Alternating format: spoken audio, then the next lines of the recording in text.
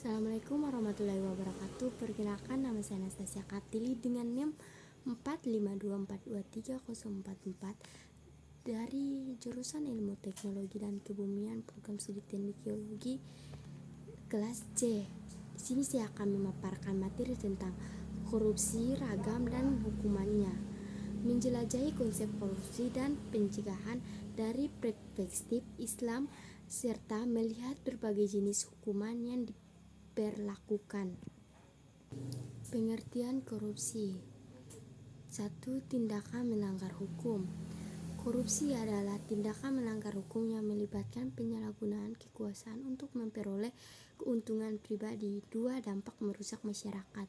Tindakan korupsi merusak tatanan sosial dan menghancurkan kepercayaan publik terhadap pemerintah dan institusi bernegara.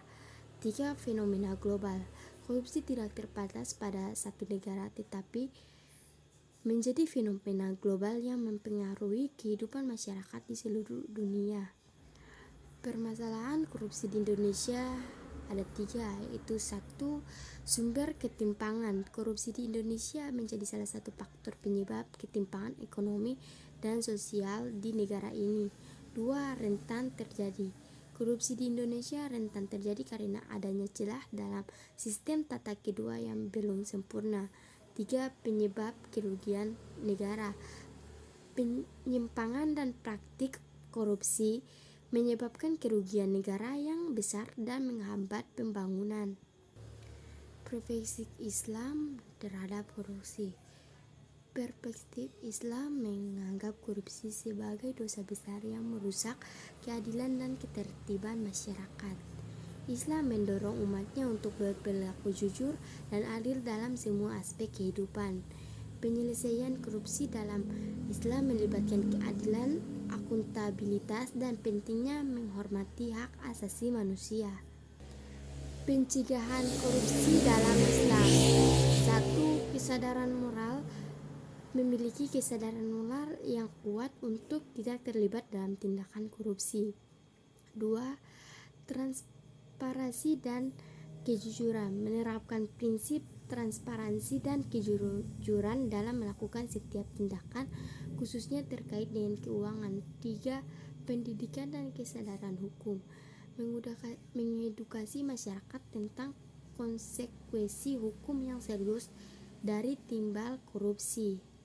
Hukum korupsi dalam Islam. 1. Kehilangan harta. Koruptor dapat dikenakan hukum dengan kehilangan harta dan kekayaan yang diperoleh secara tidak sah. 2. Hukum penjara.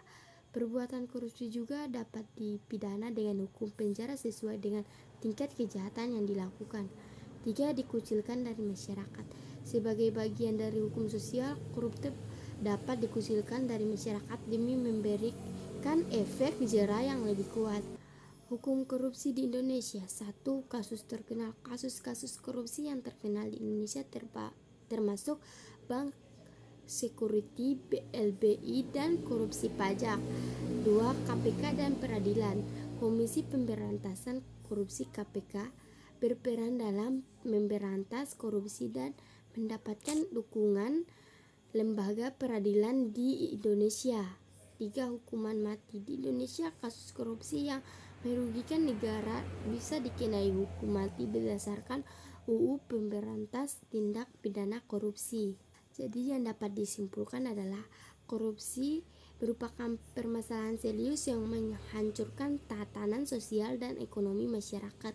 Dari perspektif Islam, pencegahan dan hukuman yang adil harus menjadi fokus utama dalam memberantas korupsi. Sekian pemaparan dari saya. Apabila ada salah kata, saya mohon maaf. Wabillahi taufiq wal hidayah. Wassalamualaikum warahmatullahi wabarakatuh.